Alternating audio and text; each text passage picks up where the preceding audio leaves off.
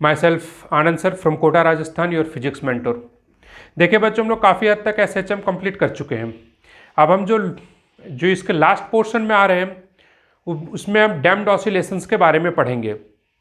इससे पहले हम लोगों ने एनर्जी मेथड से भी टाइम पीरियड फाइंड करने के लिए सीख लिया, जितने भी टाइप के कंपाउंड पेंडुलम होते हैं वो भी पढ़ लिया, इक्विवेलेंट लेंथ भी पढ़ चुके हैं, यानी सारी चीज़ें लगभग अब हम लोगों ने खत्म कर ली है। अब हम अपने अंतिम पोर्शन में आते हैं। इसे समझने का कोशिश करना है, क्योंकि जनरली जेईई मेंस में इससे क्वेश्चंस तो काफ़ी कम पूछे जाते हैं, लेकिन ये कभी कभार पूछ लिए जाते हैं, तो उसके लिए भी ये इम्पोर्टेंट है। ठीक है, हम देखते हैं। अब हम जो टॉपिक देखने के लिए जा रहे हैं वो है damped oscillation. Damped oscillation, damped oscillations. Damped oscillation के बारे में शुरुआती समय में बताया था, शुरुआत के वीडियोस में होगा, कि इसमें क्या होता है, जब बॉडी ऑसिलेट करना शुरू करती है तो इसमें कुछ फ्रिक्शंस फोर्स लगते हैं, और जिसकी वजह से वो धीरे धीरे धीरे धीरे करके उसकी एम्पलीट्यूड कम होते होते और फाइनली वो रेस्ट में आ जाता है। देखते हैं, समझने का कोशिश करते हैं। नॉर्मली जब हमारे पास फ्री ऑसिलेशंस होता है तो उस कंडीशन में अगर ये यहाँ पर हमारे पास एक स्प्रिंग लगा हुआ है, ये स्प्रिंग है, स्प्रिंग मास सिस्टम का हम एग्जाम्पल लेते हैं, ठीक है, और ये m मास का एक ऑब्जेक्ट है, और ये कहाँ से कहाँ तक ऑसिलेट कर रहा है। अगर ये यहाँ पर +a से लेकर के -a तक ऑसिलेट कर रहा है, और ये फ्री कंडीशन में, नेचुरल कंडीशन में, ऑसिलेशंस में, तो इसका जो हम ग्राफ बनाएंगे वो ग्राफ हमारा कुछ ऐसे होगा। इसका हमारा डिस्प्लेसमेंट का जो ग्राफ होता है वो कुछ इस तरीके से होता है। ये यहाँ पर ω_t दे दीजिए या तो t दे दीजिए, ठीक है, और ये क्या हो गया, डिस्प्लेसमेंट x दे दो। ये क्या है, ये ऑसिलेशंस जो हमारा होता है कुछ इस तरीके से होता है।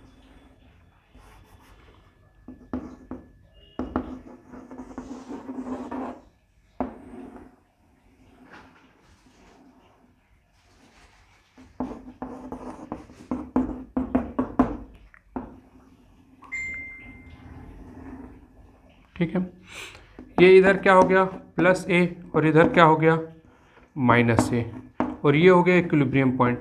यहाँ से ये ऑसिलेट करते जाती है फ्री ऑसिलेशंस के केस में।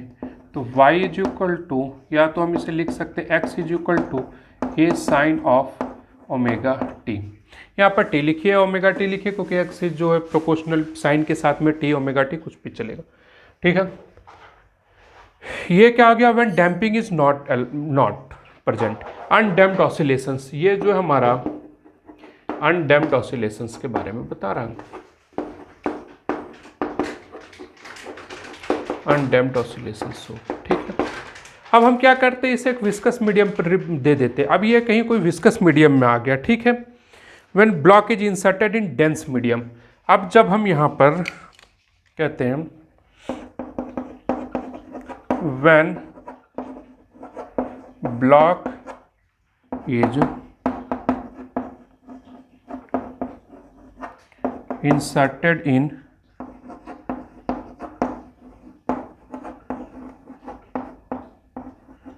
dense medium, when block is inserted in dense medium, अगर हम इसे डेंस मीडियम में डालते हैं तो वहाँ पर क्या होता है, डैम्पिंग स्टार्ट हो जाता है।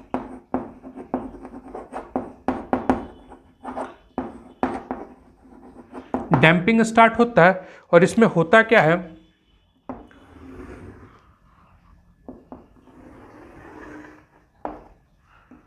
ये x है, इसमें होता क्या है, ये जो स्टार्ट तो होता है, ठीक है, +a से, और इधर -a से, लेकिन ये होता क्या है फाइनली,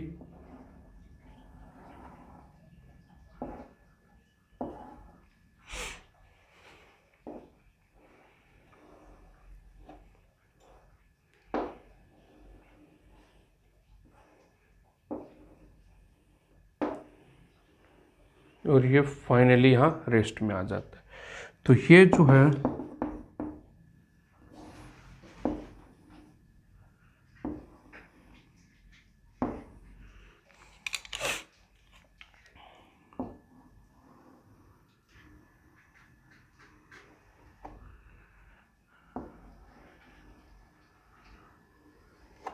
ठीक है। ये इस तरीके से इसका एम्पलीट्यूड क्या होता है, धीरे धीरे ये एम्पलीट्यूड जो है वो डिक्रीज होते चला जाता है। ठीक है, तो ये क्या हो गया डैम्पिंग ऑसिलेशंस का। अगर हम ग्राफ थोड़ा अच्छा नहीं दिख रहा है, मैं इसे सही करता हूँ।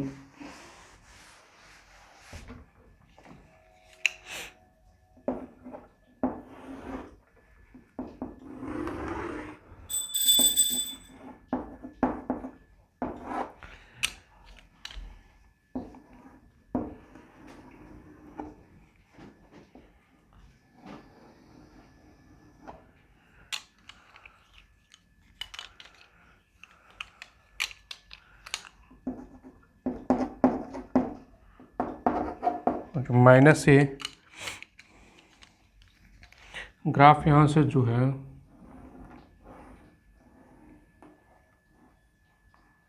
और ये धीरे धीरे क्या होता है, एम्पलीट्यूड ये से स्टार्ट होता है लेकिन धीरे धीरे ये डिक्रीज करते जाता है और फाइनली ये क्या हो जाता है जीरो।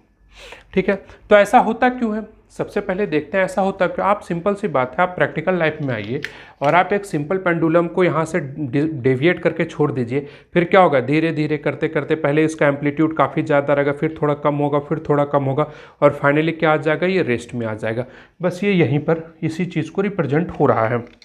तो क्वेश्चन हमारा होता है कि ऐसा क्यों होता है। ऐसा इसलिए होता है कि अगर ये v वेलोसिटी से नीचे की तरफ आ रहा है तो इसके ऊपर एक डैम्पिंग फोर्स लगता है, और जो डैम्पिंग या रेसिस्टिंग फोर्स लगता है, जो डैम्पिंग फोर्स रखता है वो is equal to directly proportional to इसके वेलोसिटी का होता है, और b यहाँ पर क्या हो जाता है डैम्पिंग कोफिशिएंट। यहाँ से एफ डी जो है हमारा, एफ डी जो है वो क्या है डैम्पिंग फोर्स, और B जो है वो क्या किसे रिप्रेजेंट कर रहा है डैम्पिंग कोफिशिएंट को, डैम्पिंग कोफिशिएंट को रिप्रेजेंट कर रहा है। B is it's damping coefficient, और ये जब भी जिस डायरेक्शन में मोशन होता है उसके अपोजिट डायरेक्शन में फोर्स लग जाता है और वही क्या कहलाता है डैम्पिंग फोर्स। ठीक है, जिसकी वजह से धीरे धीरे इसकी एनर्जी डिसिपेट हो जाती है और फाइनली ये किस कंडीशन में पहुंच जाता है, एनर्जी डिसिपेट्स होते होते ये फाइनली रेस्ट की कंडीशन में पहुंच जाता है। यही है डैम्पिंग।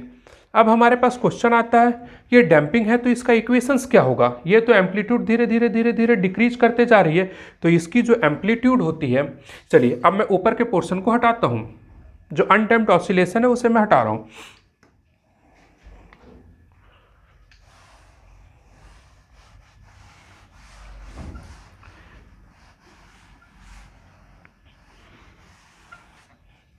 यहाँ पर ये जो एम्पलीट्यूड है, ये जो एम्पलीट्यूड चेंज होते जाता है और एम्पलीट्यूड की जो वैल्यू है यहाँ पर, ये जो इक्वेशंस होती है इसकी इक्वेशन को, कि देखिए अब हमारे पास पहले फोर्स सिर्फ क्या लगता था के एक्स लगता था, लेकिन अब यहाँ पर जो इसके ऊपर जो नेट रीस्टोरिंग जो फोर्स लग रहा है वो यहाँ पर हम लिख सकते हैं इस कंडीशन में। अब यहाँ पर जो फोर्स लगेगा वो जो फोर्स है, वो जो फोर्स जो रीस्टोरिंग फोर्स है माइनस ऑफ के एक्स लगेगा, माइनस ऑफ बी भी लगेगा। यहाँ से जब हम इक्वेशन सॉल्व करके आते हैं एक्स, तो हमारे पास जो इक्वेशन आ जाता है वो आता है x is equal to a into e to the power minus b t upon 2m, a into e to the power minus b t upon 2m into sine of omega dash t, sine of omega dash t. अगर phase difference हमारा zero, initial phase हम zero लेकर के चले हैं तो हम यहाँ पर ओमेगा डैश टी लिखते हैं। अगर हम कुछ लेकर के चलते तो यहाँ पर 5 + 5 या -5 लिख देते, कोई प्रॉब्लम नहीं। यहाँ पर ये जो रिप्रेजेंट हो रहा है ये किसे रिप्रेजेंट कर रहा है, ये यहाँ पर एम्पलीट्यूड को रिप्रेजेंट कर रहा है। डैम्प्ड ऑसिलेशन के किसे रिप्रेजेंट कर रहा है एम्पलीट्यूड को। एम्पलीट्यूड यहाँ क्या है a into e to the power minus b t upon 2m। देखिए एक्सपोनेंशियली ये जो ग्राफ जो रहता है वो क्या होता है एक्सपोनेंशियल, ये होता है एक्सपोनेंशियल ग्राफ होता है, और टाइम के साथ धीरे धीरे क्या होता है ये डिक्रीज करते जाता है। और ये क्या होगा इक्वेशन ऑफ डैम्प्ड ऑसिलेशंस। ये यहाँ पर जो हमारे पास आया हुआ है ये equations of damped oscillation, a into e to the power minus b t upon 2m into sine omega dash t, ये क्या हो गया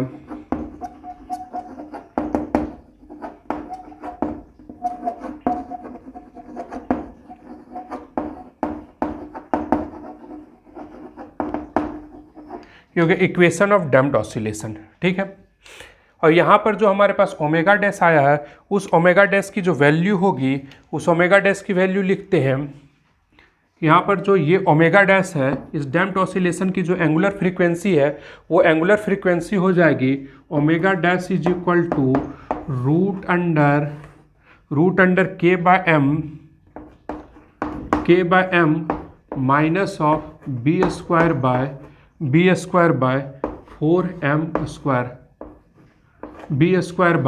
4m²। ये क्या हो गया,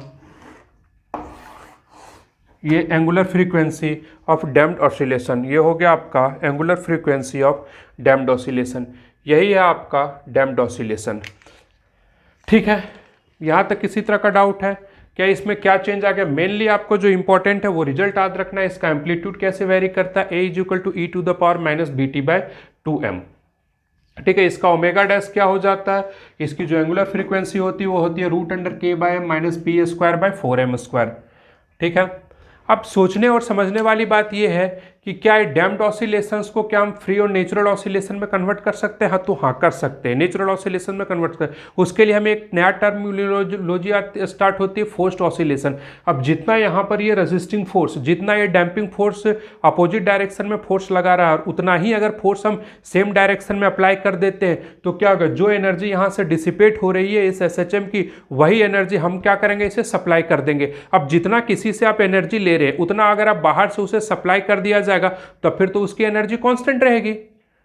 तो जो इतना फोर्स लग रहा है, जितना इसकी एनर्जी लॉस हो रही है, अगर हम बाहर से उतनी एनर्जी को सप्लाई करते जाते हैं तो उस कंडीशन में क्या होता है, वो हमारा फोर्स्ड ऑसिलेशन हो जाता है। यानी कि हम उसको फोर्सली, हम बाहर से वर्क करके, बाहर से एनर्जी दे दे करके उसको क्या कर रहे हैं, एक हम उसका एम्पलीट्यूड और या तो फिर एनर्जी क्या कर रहे हैं, कांस्टेंट रख रहे हैं। तो फिर ठीक है, आगे देखते हैं फोर्स्ड ऑसिलेशंस के बारे में। चलिए फोर्स्ड ऑसिलेशंस के बारे में, चलिए ठीक है, ये हो गया, ठीक है। इस एम्पलीट्यूड को हम नाम दे दिए ए डैश, इस एम्पलीट्यूड का हमने नाम दे दिया ए डैश। तो एक चीज़ और देख लीजिए, जब ओमेगा देख लिए तो हम एक चीज़ और देखना पसंद करेंगे, इसका energy of damped oscillation. Damped oscillation की एनर्जी कैसे करके वेरी करती है।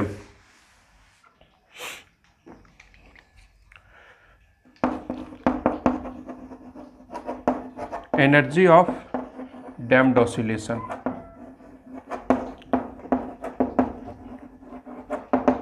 डैम्प्ड ऑसिलेशन मैं डायरेक्ट रिजल्ट लिखता हूं। एनर्जी ऑफ डैम्प्ड ऑसिलेशन जो है, energy as a function of time हो जाएगा ½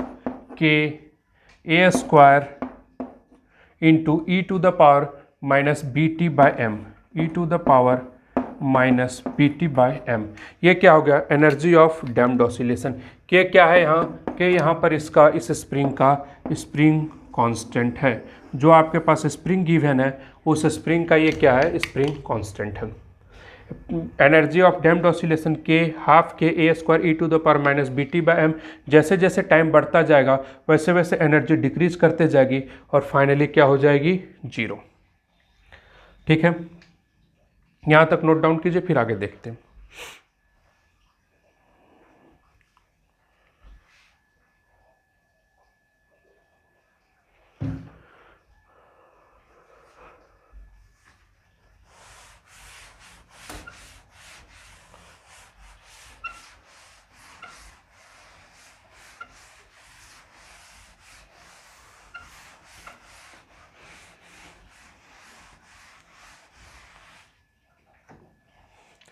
तो अब हम नेक्स्ट टॉपिक जो हमारा है वो हम देखते हैं forced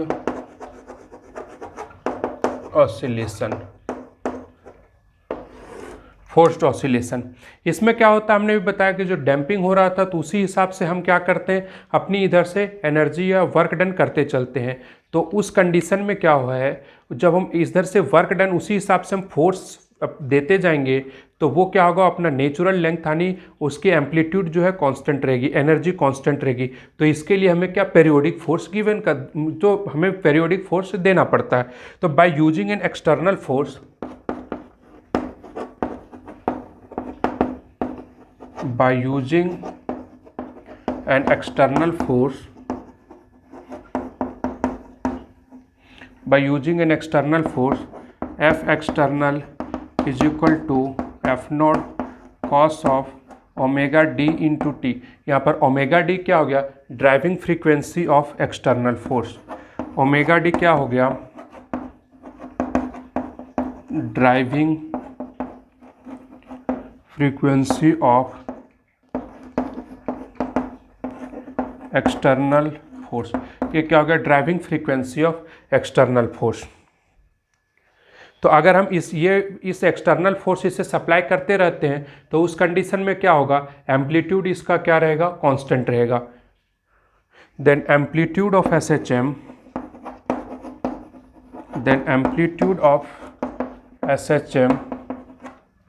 will be maintained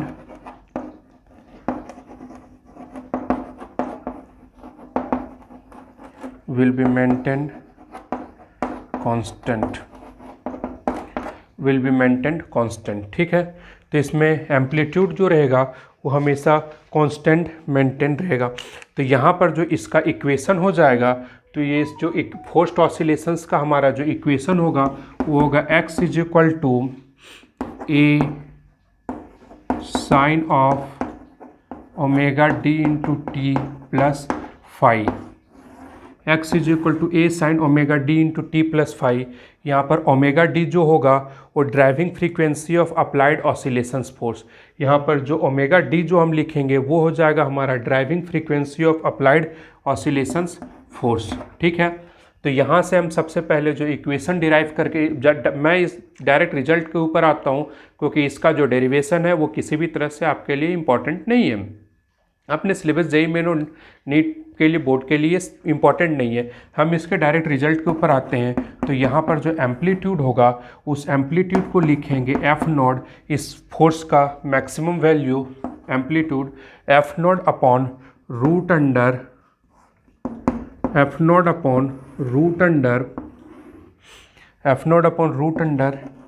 M square into omega square minus of omega D square, M square into omega square minus omega D square plus B square into omega D square. यहाँ पर जो ओमेगा होगा, जो यहाँ पर omega है, उस omega की वैल्यू जो हो जाएगी वो होगी natural frequency omega is equal to root under के बाय एम। तो ये इस ड्राइविंग फोर्स का एम्पलीट्यूड हुआ। ये डायरेक्ट फाइंड करने के लिए आता है, इसके ऊपर आप लोग ध्यान दीजिएगा। ठीक है, अब देखते हैं रेजोनेंस। रेजोनेंस क्या होती है, जब हमारा जो अप्लाइड फ्रीक्वेंसी है और नेचुरल फ्रीक्वेंसी जब सेम होता है तो उस कंडीशन को हम क्या कहते हैं, रेजोनेंस। तो एक टर्म आता है resonance. If omega natural frequency is equal to, if omega is equal to omega D. Omega क्या हो गया, नेचुरल फ्रीक्वेंसी,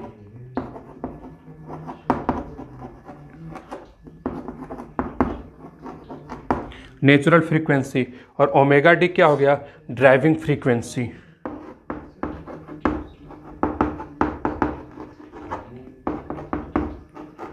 ये क्या हो गया, ड्राइविंग फ्रीक्वेंसी। तो उस कंडीशन को हम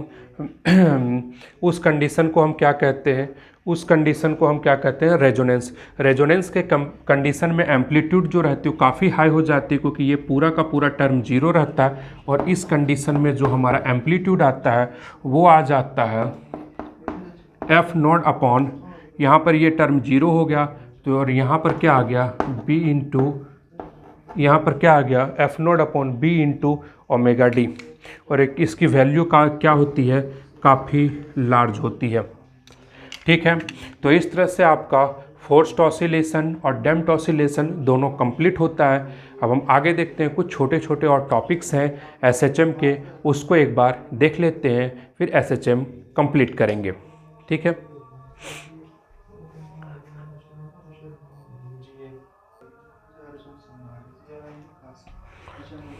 ठीक है, अब आगे देखते हैं time analysis in SHM.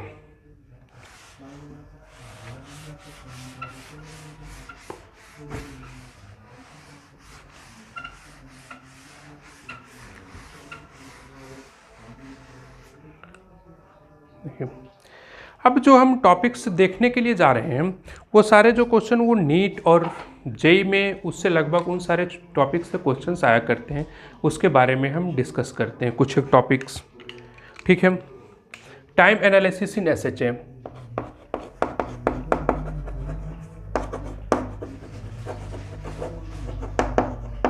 Time analysis in SHM.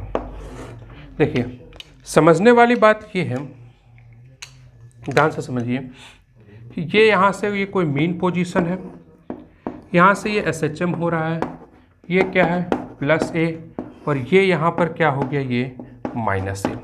तो अगर ये यहाँ पर t इज इक्वल टू 0 पर स्टार्ट करता है, t इज इक्वल टू 0 पर स्टार्ट करता है, तो यहाँ पर कब ये पहुँचेगा t/4 तक, फिर ये वापस यहाँ पर कब आ जाएगा t/2 तक, फिर ये यहाँ पर कब इस पोजीशन पर कब पहुँचेगा 3t/2 प्लस t 3t/4, और फाइनली ये किस टाइम पर यहाँ पर पहुँचेगा t पर।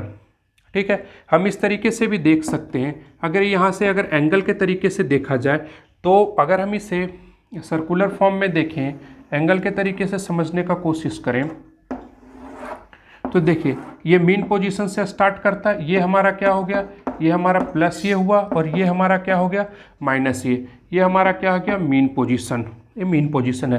तो यहाँ से अगर कोई ऑसिलेशन से स्टार्ट करता है यहाँ पर 0 डिग्री से, तो यहाँ पर पहुँचता है उस समय क्या होता है इस पोजीशन के ऊपर 90 डिग्री, फिर जब ये वापस इस पोजीशन पर पहुँचता है तो एंगल वहाँ पर पाई होता है, यानी एक बार देखिए एक बार ये आगे गया, फिर उसके बाद क्या हो रहा है नीचे आकर के मीन पोजीशन पर पहुंचा, फिर ये यहाँ पर पहुंचेगा, उस समय इसका एंगल कितना हो जाएगा, उस समय इसका एंगल क्या हो जाएगा 90 370 यानी 3π/2, और ये फाइनली यहाँ पर क्या हो गया 2π, ये 0 से स्टार्ट किया फिर ये 2π पर पहुँच गया।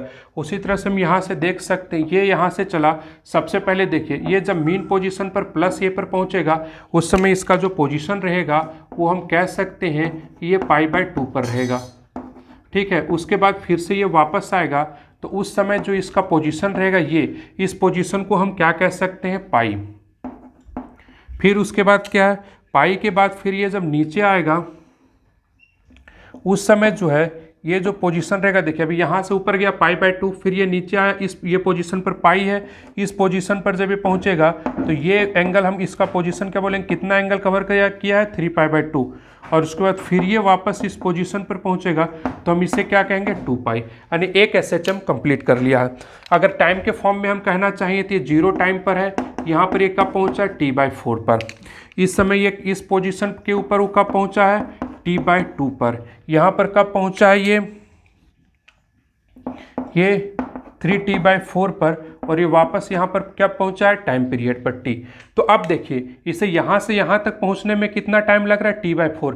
तो अब हम कहते हैं अगर हमारा कहना ये है कि अगर हम ये कहना चाहें कि ये यहाँ पर a/2 है, ये लेंथ हमारा ये है, तो अगर हम कहते हैं कि क्या a/2 तक पहुँचने में वो कितना टाइम लगेगा, तो आप क्या कहोगे कि 0 से a तक पहुँचने में t/4 टाइम लगा है, तो क्या 0 से a/2 तक पहुँचने में कितना टाइम लगेगा t/8 टाइम लगेगा क्या? हो सकता है जनरली ऐसा ही आंसर आ सकता है। बहुत सारे बच्चों ने सोच भी लिया है कि हाँ t/8 होगा, क्योंकि जब यहाँ से 0 से a तक पहुँचने में कितना टाइम लगा t/4 टाइम लगा है, तो 0 से इस a/2 तक पहुँचने में कितना टाइम लगेगा a/2 लगेगा। बहुत सारे बच्चों ने ऐसा सोच लिया, लेकिन नहीं बच्चों ऐसा नहीं होगा, एकदम नहीं होगा। ये गलत सोच नहीं रखना है दिमाग में, क्योंकि यहाँ पर हमारी वेलोसिटी यूनिफॉर्म नहीं है, या मीन पोजीशन के नज़दीक में वेलोसिटी काफ़ी ज़्यादा है और इस यहाँ पर क्या है वेलोसिटी बहुत ही कम है। ध्यान रखना ये वेलोसिटी एक नहीं है, कोई मीन पोजीशन पर वेलोसिटी मैक्सिमम है, यहाँ की वेलोसिटी 0 है, तो वेलोसिटी यूनिफॉर्म नहीं है, इसलिए सेम टाइम में सेम डिस्टेंस कवर नहीं होगा। तो इसके लिए हम क्या यूज करेंगे देखिए, लेकिन हमें पता है कि यहाँ से जो एंगुलर वेलोसिटी ओमेगा है, ओमेगा जो एंगुलर फ्रीक्वेंसी वो सेम है। तो इस टाइप के क्वेश्चन के लिए जो हम यूज करते हैं वो हम इसे यूज करते हैं कि अगर बाय द वे t = 0 पर यहाँ है, t = t पर यहाँ पहुँचा है और ये थीटा एंगल है, तो यहाँ पर जो इक्वेशंस का यूज करेंगे वो हमारा एंगल हो इक्वेशन होगा थीटा = ओमेगा इंटू टी, यानी t हम लिख देंगे theta upon omega, theta upon omega. इस फॉर्मूले से हम यूज करेंगे। तो चलिए एक क्वेश्चन देखते हैं। अगर हमसे सेम क्वेश्चन पूछा गया a/2 तक पहुंचने में कितना टाइम लगेगा, तो चलिए हम उसी क्वेश्चन को सॉल्व करते हैं। a/2 तक पहुंचने में, चलिए नया डायग्राम देखते हैं, a/2 तक पहुंचने में कितना टाइम लगेगा। चलिए ठीक है, यहाँ से चलना स्टार्ट किया, ये क्या है, ये इस पॉइंट पर यहाँ पर प्लस ए है और ये माइनस। कहाँ से स्टार्ट कर रहा है, ओरिजिन से स्टार्ट कर रहा है। ओरिजिन से स्टार्ट करके देखिए, ओरिजिन से स्टार्ट कर रहा है, मान लो ये रहा, मान लिया ये, हमने मान लिया ये जो लेंथ है ये क्या है, a/2 है। तो ये हम थीटा पता करेंगे और ये हमें पता है कि ओमेगा एंगुलर वेलोसिटी से चल रहा है, तो यह t की वैल्यू क्या होगी, किस टाइम तक पहुंचेंगे। तो हम डायरेक्टली यूज करते हैं, इस पहले थीटा का पता करते हैं। ये जो है, ये हमारे पास इक्वेशन दिया हुआ, ये देखो, ये हमारा a/2 है। तो यहाँ से हम लिख सकते हैं, थीटा पता करने के लिए लिखेंगे a/2 इज इक्वल टू, ये क्या, ये पूरा लेंथ क्या, एम्पलीट्यूड, ये रेडियस हमारा क्या होता है, यहाँ पर एम्पलीट्यूड होता है। यहाँ पर लिखेंगे a/2 is equal to a sine theta, a से ये कैंसिल हो गया, तो थीटा इज इक्वल टू की कितना हो गया, थीटा π/3 यानी π/6 हो जाएगा। a/2 कितना होता है, π/6, π/6 30 डिग्री, π/6 के ऊपर क्या होगा 1/2, ठीक है। थीटा इज इक्वल टू π/6 यानी 1/2। साइन 30 की वैल्यू क्या होती है 1/2, साइन 45 1/√2, साइन 60 √3/2, तो ये 1/2 है, तो थीटा इज इक्वल टू क्या हो गया π/6। अब हम यहाँ से फाइंड करना स्टार्ट करेंगे, ये टी कितना टाइम में वहाँ पर पहुँचा, तो थीटा को हम लिख देते हैं π/6 इंटू ओमेगा। ओमेगा, अब हमें ओमेगा नहीं पता, ओमेगा की वैल्यू हम लिख सकते हैं, यहाँ पर ओमेगा की वैल्यू हम पुट कर देंगे, ओमेगा इज इक्वल टू क्या होता है 2π/t। ओमेगा की वैल्यू कितना पुट करेंगे 2π, omega is equal to 2π/t होता है। तो यहां से हम लिख देते हैं, देखिए π/6 इंटू 2π/t, तो पाई से पाई कैंसिल हो गया, तो t इज इक्वल टू कितना हो गया t/12, यानी यहां तक पहुंचने में कितना टाइम लगा है t/12। अब आप समझ सकते हैं, अभी आप लोग क्या बोल रहे थे, यहाँ तक पहुँचने में t/8 टाइम लगेगा, लेकिन यहाँ से यहाँ तक पहुँचने में कितना टाइम लगा t/12, ठीक है, समझ में आ रहा। उसी तरह जब यहाँ से यहाँ तक पहुँचने में t/12 टाइम लगा, तो यहाँ a/2 से ये तक पहुँचने में कितना टाइम लगेगा, उसे हम लिख देते हैं, t/4 में से t/12 माइनस कर दीजिए, तो ये क्या हो गया t/6। ये डाटा याद रखिएगा। उसी तरह नीचे की तरफ a/2 तक पहुँचने में भी कितना टाइम लगेगा, सेम टाइम लगेगा t/12, और इधर पहुँचने में कितना टाइम लगेगा t/6। तो ये डाटा याद रखिएगा, जो कि आपके लिए काफ़ी हेल्पफुल रहेगा। डाटा याद रखिएगा, ये आपके लिए काफ़ी हेल्पफुल रहेगा, और इस कॉन्सेप्ट का हम लोग यूज करेंगे इस टाइप के क्वेश्चन को सॉल्व करने के लिए, और कुछ भी नहीं है। चलिए इसको नोट डाउन कीजिए, इसके ऊपर एक न्यूमेरिकल करते हैं और अपने क्लास को वाइंड अप करते हैं, अपनी वीडियो को यहीं पर वाइंड अप करते हैं। चलिए इसे नोट डाउन कीजिए, फिर एक न्यूमेरिकल करते हैं।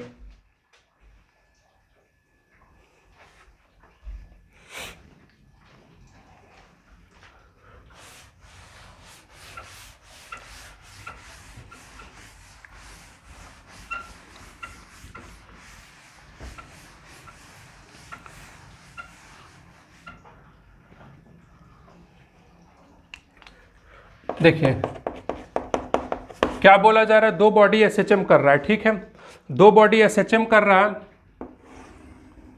देखो एक यहाँ पर है, ये मीन पोजीशन है, और ये क्या है यहाँ एक्सट्रीम पोजीशन है, ठीक है। तो अब ये देखिए, ये यहाँ से, और दोनों जो एसएचएम कर रहा है वो सेम एंगुलर फ्रीक्वेंसी, ये जो है एक फर्स्ट वाला यहाँ से ये नीचे की तरफ चलना स्टार्ट करता है, और सेकंड वाला जो है यहाँ से ऊपर की तरफ चलना स्टार्ट करता है, ठीक है। फर्स्ट वाला नीचे से ऊपर की तरफ चलना स्टार्ट करता है, और ऊपर वाला नीचे की तरफ आ रहा है, और नीचे वाला क्या ऊपर जा रहा है। तो आपसे पूछा जा रहा है calculate the time where cross to each other, when cross to each other and position. तो आपसे पूछा जा रहा है कैलकुलेट वेयर द, और ये इनकी एंगुलर फ्रीक्वेंसी दोनों की क्या है सेम है, दोनों की एंगुलर फ्रीक्वेंसी सेम है। आपसे पूछा गया है calculate where and when both cross each other.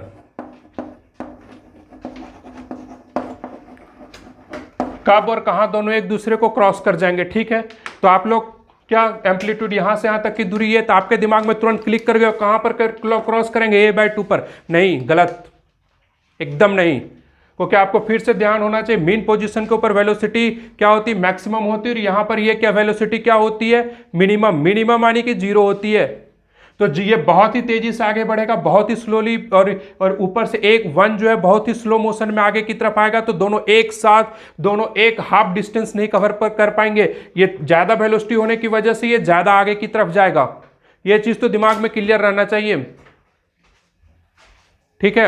और यहीं पर बच्चे मिस्टेक करते हैं, ठीक है। यहां पर देखिए, इस टाइप के क्वेश्चन को करने के लिए अभी अभी हमने जो मेथड बताया एकदम सिंपल, ये रहा। हमने एक सर्कल का फॉर्मेशन कर दिया, ये रहा, ठीक है। ये हमारा मीन पोजीशन है। पहला वाला कहाँ पे, पहला वाला यहाँ पर है और दूसरा वाला क्या है, यहाँ पर है, ठीक है। एंगुलर फ्रीक्वेंसी दोनों का सेम है, ठीक है। ये जो पहला वाला जो घूमते हुए कहाँ पर पहुंचता, मान लो कि ये यहाँ पर पहुंचा और ये उतने टाइम में यहाँ पर पहुंचा नहीं, दोनों ये नीचे की तरफ आया और ये ऊपर की तरफ आया। माना इस पोजीशन के ऊपर दोनों क्या है, एक दूसरे को क्रॉस कर रहे हैं, एक दूसरे को क्रॉस कर रहे हैं, यानी पहला वाला यहां पर पहुंच गया और दूसरा वाला क्या पहुंच गया, यहां पर, ठीक है। तो अब हमें इसका टाइम और पोजीशन को फाइंड करना है, ठीक है। ये हुआ एम्पलीट्यूड और ये हुआ, ठीक है। तो अब समझने की बात है, देखो जितना एंगल ये होगा θ1, जितना एंगल होगा, जितना अगर ये फर्स्ट वाला ये एंगल जितना होगा उतना ही सेम टू सेम एंगल क्या होगा, ये भी होगा, ठीक है। या तो हम कह सकते हैं, या तो हम इस तरीके से कह सकते हैं कि जितना हमारे पास एंगुलर वेलोसिटी क्या है, सेम है। तो ये टी टाइम में अगर यहाँ से चलना स्टार्ट किया, टी टाइम में ये यहाँ पहुँचा है और ये भी टी टाइम में यहाँ से यहाँ पर पहुँचा है। तो अगर ये एंगल थीटा होगा, अगर ये एंगल थीटा होगा तो ये भी कितना एंगल कवर किया होगा, थीटा ही कवर किया होगा, ठीक है। यहाँ तक किसी तरह का कोई डाउट है? अगर ये एंगल थीटा है तो अब समझने वाली बात है कि ये सेम लाइन बना रहा है, यहां पर देखिए हॉरिजॉन्टल लाइन बना रहा है, तो ये एंगल थीटा है तो ये भी एंगल थीटा होगा, क्योंकि ये एंगल ये यहां पर से क्या बन रहा है, सेम। तो ये भी एंगल क्या हो जाएगा, थीटा हो जाएगा। अब आप समझ सकते हैं कि वहां पर सारे एंगल का समेशन क्या हो गया, 4 थीटा। तो हम यहां पर लिख सकते हैं, डायरेक्टली लिख सकते हैं 4 theta is equal to 180 degree. तो थीटा इज इक्वल टू क्या हो गया, π/4। थीटा इज इक्वल टू π/4 यानी कि 45 डिग्री हो गया। तो यहाँ सब हम फाइंड करना चाहेंगे कि कितने समय में दोनों एक दूसरे को क्रॉस करेंगे। तो t इज इक्वल टू क्या होता है, थीटा बाय ओमेगा। तो थीटा की वैल्यू हमने क्या लिखेंगे, π/4, और ओमेगा की वैल्यू क्या लिखेंगे, omega is equal to 2π into t. Pi से पाई कैंसिल हो गया, तो ये कितना टाइम में क्रॉस करेगा एक दूसरे को, t/8 सेकेंड, यानी टाइम पीरियड का 8 t/8 में क्रॉस करेगा। दोनों एक दूसरे को कितना में क्रॉस करेंगे, t/8 में। अब हमें यह पूछा गया कि कितना, किस पोजीशन पर क्रॉस करेंगे, किस पोजीशन पर क्रॉस करना है। तो देखिए यहां पर लिख दीजिए, ये क्या हो गया एंगल, π/4। तो यहां से यहां तक का ये लेंथ क्या होगा, यही पोजीशन होगा। ये लेंथ की वैल्यू अगर इसकी एम्पलीट्यूड ये है तो वो पोजीशन हो जाएगा हमारा a sin ऑफ π/4, यानी कहां पर क्रॉस करेगा, y is equal to a/√2। ये आपका क्या हुआ, आंसर हुआ, ठीक है। देखिए बच्चों, हम लोगों ने मैक्सिमम जहां तक हो सकता था हम सब ने SHM को कवर अप किया और बहुत ही अच्छे से किया। और अब आपकी जिम्मेवारी ये बनती है कि आप इसे कंटिन्यूअस रिवीजन करते रहें, क्योंकि ये बहुत ही इंपॉर्टेंट टॉपिक है। हर साल, चाहे हमेशा नीट हो, जेई में, हर एक क्वेश्चन पेपर में इससे क्वेश्चंस आना श्योर है, ठीक है। All the best, thank you.